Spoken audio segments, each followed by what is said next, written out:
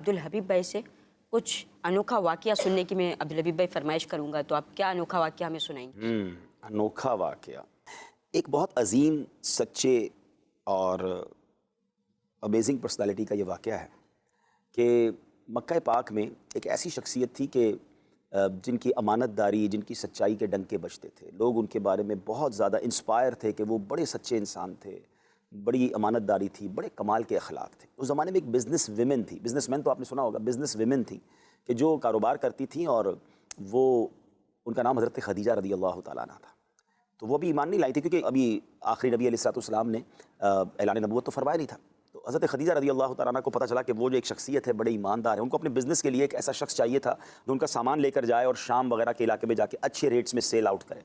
उन्होंने उनको ऑफ़र की कि आप अगर हमारा सामान लेकर जाएँ तो इतना इतना आपको मुआवजा या जो भी है वो अमाउंट मिलेगा। तो उन्होंने हामी भर ली।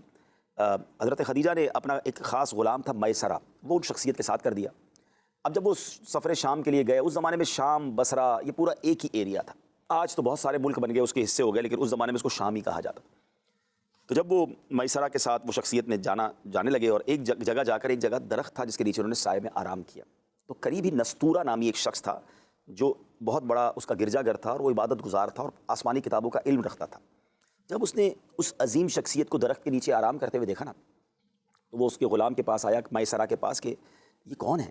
तो कहा, ये मक्के में रहने वाले हैं, बड़े सच्चे इंसान हैं, और नाम इनका मोहम्मद है, और ये करशी ख़ानदान से ताल्लुक़ रखते हैं, कुरैशी हैं, हाशमी हैं। तो नस्तूरा ने बड़ी अजीब बात कही, अनोखी इन्फॉर्मेशन आपका टॉपिक है ना, बड़ी अनोखी बात कही। कहा, इस दरख्त के नीचे हज़रत ईसा अलैहिस्सलाम के बाद कोई नहीं बैठा, यानी इस दरख्त के नीचे नबी ही इसके साए में बैठते हैं।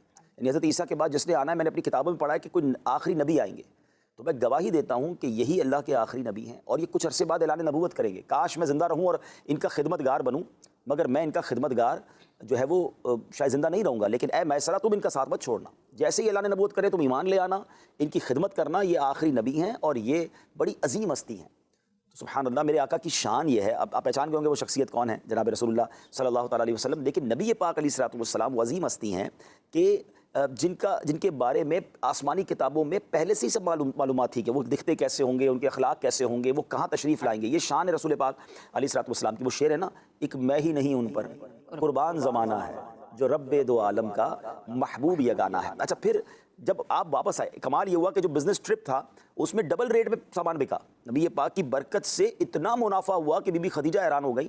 और आप फरमाती हैं कि जब नबी पाक वापस आ रहे थे अपने सफ़र से मक्का पाक, तो दूर से उन्होंने देखा कि प्यारे आका के सर पर बादल भी साया कर रहा है। तो फिर यही वजह बनी कि उन्होंने निकाह का पैगाम भेजा और ये मामला आगे बढ़ा। तो यही वो कमाल है मेरे आका अलैहिस्सलाम